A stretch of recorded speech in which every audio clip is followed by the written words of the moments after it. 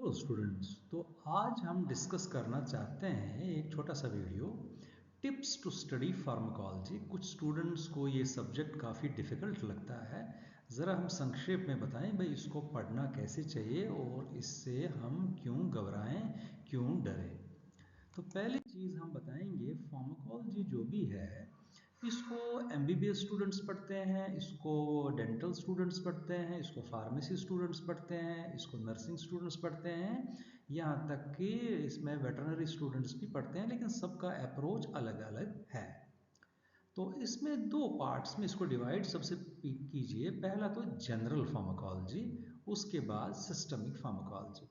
तो आज हम थोड़ा सा बात कर लेंगे जनरल फार्माकोलॉजी के ऊपर।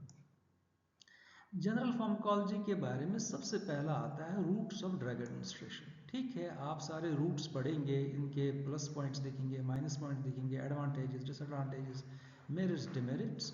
उसके बाद आपको ये देखना है कि कौन से ड्रग्स ओरली नहीं दिए जाते हैं। आप एक चार्ट जैसा बना लीजिए, कौन से ड्रग्स ओरली नहीं दिए जा सकते और उसका रीज़न क्या है। जैसे 2 मिनट के लिए इंसुलिन, इसको हम ओरली नहीं दे सकते हैं। जैसे कुछ हार्मोन्स हैं, इसको ओरली नहीं दे सकते क्योंकि एसिडिक कंटेंट स्टमक में है, वो उसका डिस्ट्रक्शन कॉज करेगा।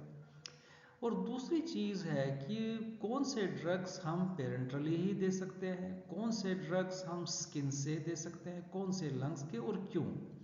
और पेरेंटल में भी कुछ ड्रग्स हैं जो सिंगल शॉट में दिए जाते हैं पेरेंटली।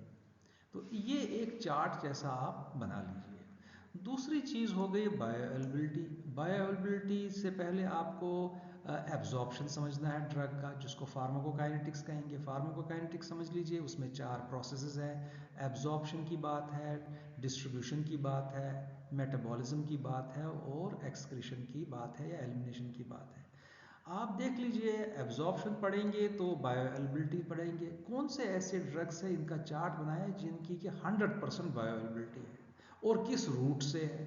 और नंबर 2, कौन से ड्रग्स हैं जिनकी बायोअवेलेबिलिटी काफ़ी कम है। कौन से ऐसे ड्रग्स हैं जिनकी बायोअवेलेबिलिटी डाउन हो जाती है इन प्रेजेंस ऑफ फूड।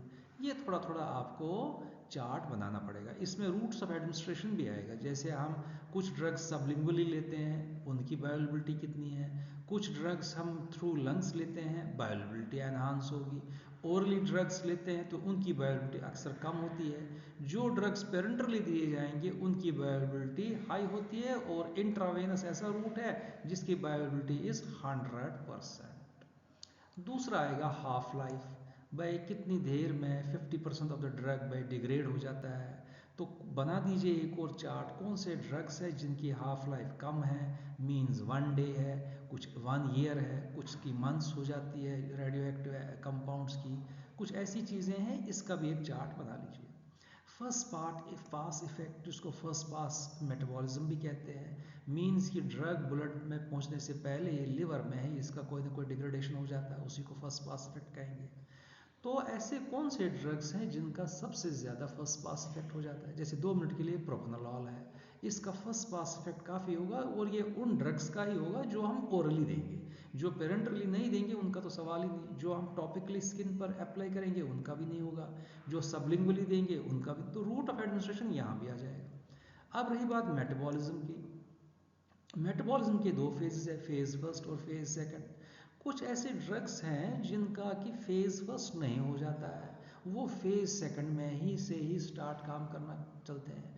अब आप रिएक्शंस लिख लीजिए चार्ट फॉर्म में, कौन सा ड्रग्स किस रिएक्शन से मेटाबोलाइज होता है और मेटाबोलाइट क्या बनता है। और नंबर 2, वो मेटाबोलाइट क्या फार्माकोलॉजिकली एक्टिव है या इनएक्टिव है।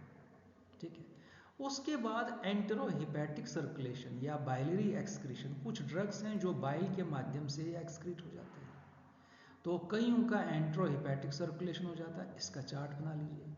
उसके बाद एक्सक्रीशन में आएगा कई सारे ड्रग्स हैं जिनको 0 ऑर्डर रिएक्शन हो जाती है, जिनको फर्स्ट ऑर्डर रिएक्शन जो आते हैं। इसमें आपको एंटी डिप्रेसेंट्स या ये जो एंटी सीजर ड्रग्स या कई सारे ड्रग्स हैं इनका और इसका इम्पैक्ट क्या पड़ता है। इस वे में आप जनरल फार्माकोलॉजी कवर कर सकते हैं। सबसे पहले आपको रूट्स ऑफ एडमिनिस्ट्रेशन देखना है, उसके बाद बॉडी में जब ड्रग चला गया अब इसका क्या होगा। इसको एब्जॉर्ब करना है, डिस्ट्रीब्यूट करना है, मेटाबोलाइज होगा और एलिमिनेट होगा। ये सारी फार्माकोकाइनेटिक्स कवर हो जाएंगी। और उसके बाद तो नेक्स्ट पार्ट जो इसका है वो है फार्माकोडायनेमिक्स। ये जनरल फार्माकोलॉजी में ही आ जाएगा आपके।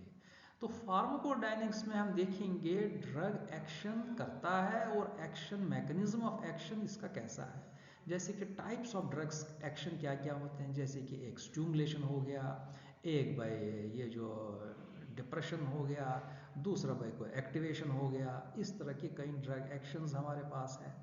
उसके बाद ये जो हर ड्रग है उसका अपना अपना रिसेप्टार है। रिसेप्टार को समझ लीजिए, रिसेप्टार क्या होता है, रिसेप्टार के टाइप्स कितने होते हैं। आइनोट्रोपिक रिसेप्टार्स है, मेटाबोट्रोपिक रिसेप्टार्स है, न्यूक्लियर रिसेप्टार्स है। किस ड्रग का कौन कौन सा क्या क्या रिसेप्टार्स है। जैसे कि हम एड्रेनर्जिक रिसेप्टार्स की बात कर लें, इनके क्लासेस हैं जैसे अल्फा और बीटा, इनके सब क्लासेस हैं alpha 1 alpha 2, beta 1 beta 2 beta 3।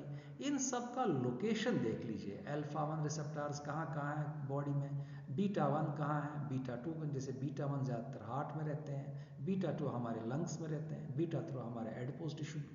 और कौन सा ड्रग फिर रिसेप्टार स्पेसिफिक है, जैसे कि कुछ ड्रग्स जो अल्फा 1 पर ही एक्ट करेंगे, कुछ अल्फा 2 पर ही एक्ट करेंगे, कुछ नॉन स्पेसिफिक होंगे जो अल्फा 1 पर भी एक्ट करेंगे, अल्फा 2 पर भी करेंगे।